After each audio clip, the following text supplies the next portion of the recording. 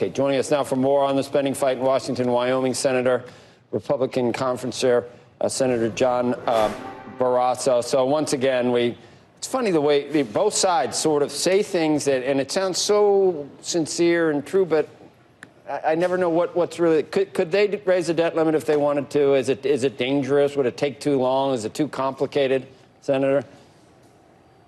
They have plenty of time to do it, Joe, but let's take a look at the big picture. The big picture is the Democrats are on the march to big government socialism. They have the House, they have the Senate, they have the White House. This is blowout spending on a scale that we really haven't seen before in this country. Every Republican is against it because of the permanent damage it would do to our economy, to our country. So all of the things are linked together.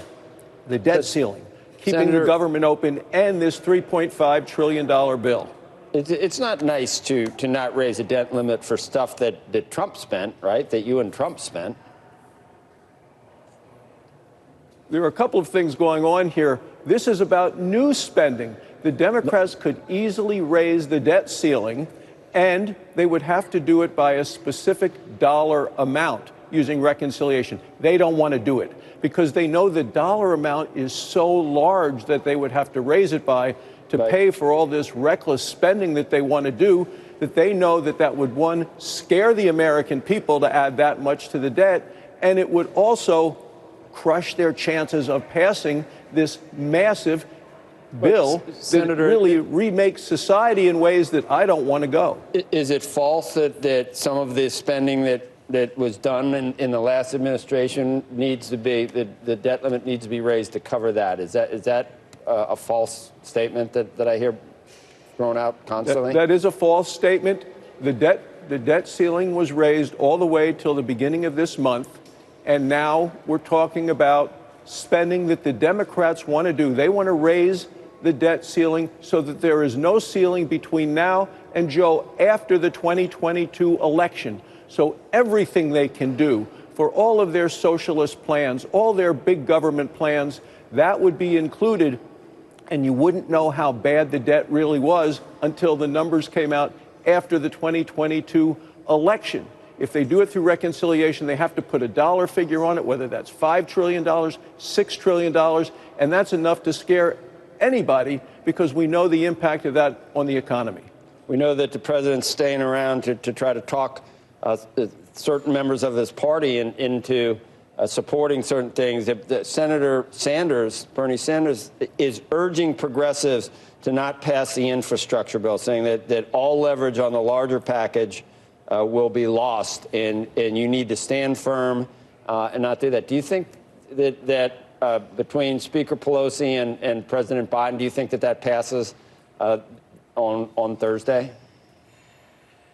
Well, that's the bipartisan bill that came out of the Senate. 19 Republicans voted along with Democrats. I didn't support it, but it ought to pass the House based on the fact that the president is calling for it to be done. If the president had political muscle at this time, and look, he's lost credibility all across the board on Afghanistan, on inflation, which is hitting people in their pocketbooks, on the border.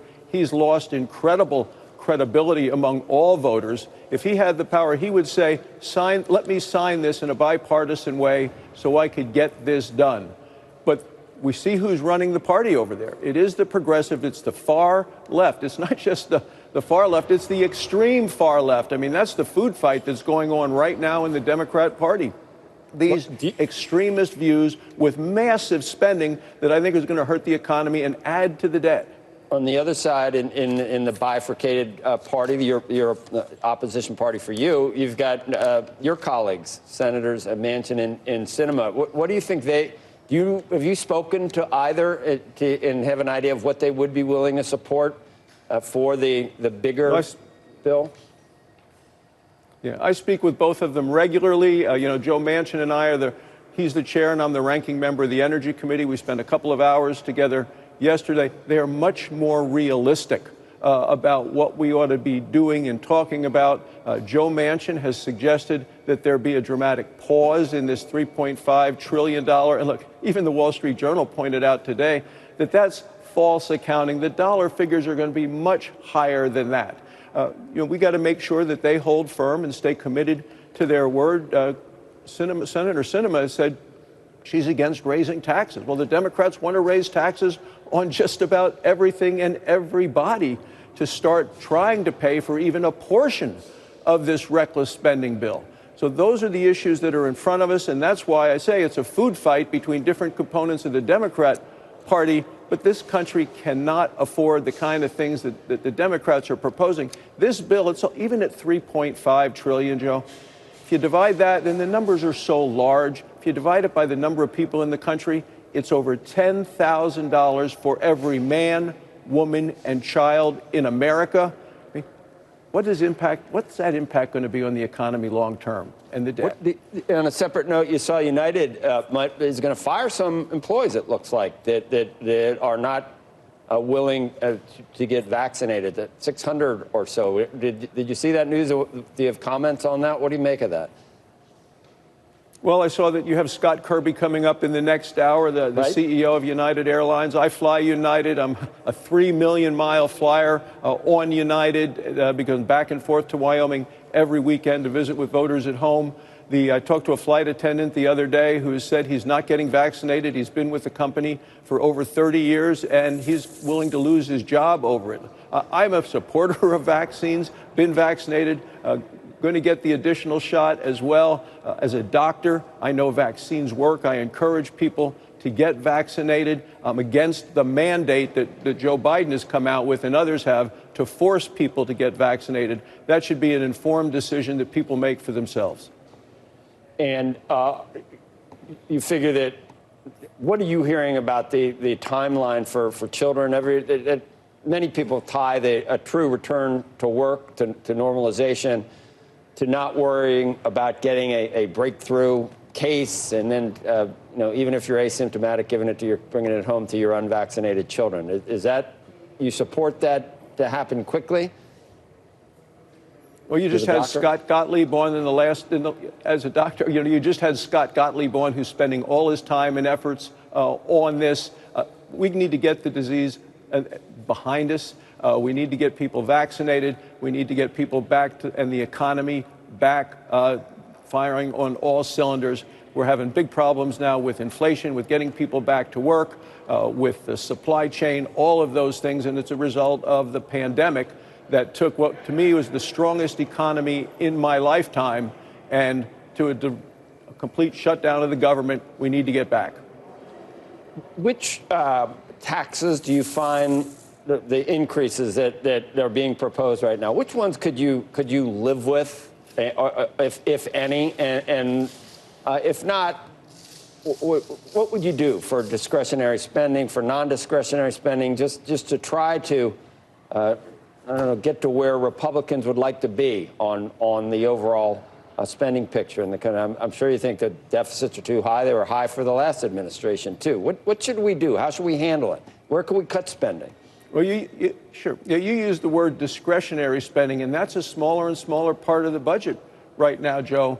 So much of it is the mandatory spending. It's Social Security and Medicare, and now Medicaid expansion. And the Democrats want to add a whole bunch of additional entitlements that our nation cannot afford to do. Look, every time there's been an effort to raise the debt ceiling, that has been in the past an effort to get Republicans and Democrats to work together to look for solutions, whether that's Ronald Reagan and Tip O'Neill and trying to get Medicare spending under control, whether it has to do with even President Obama with the Bowles-Simpson Commission that didn't get the result they wanted. It always is to force a discussion about spending.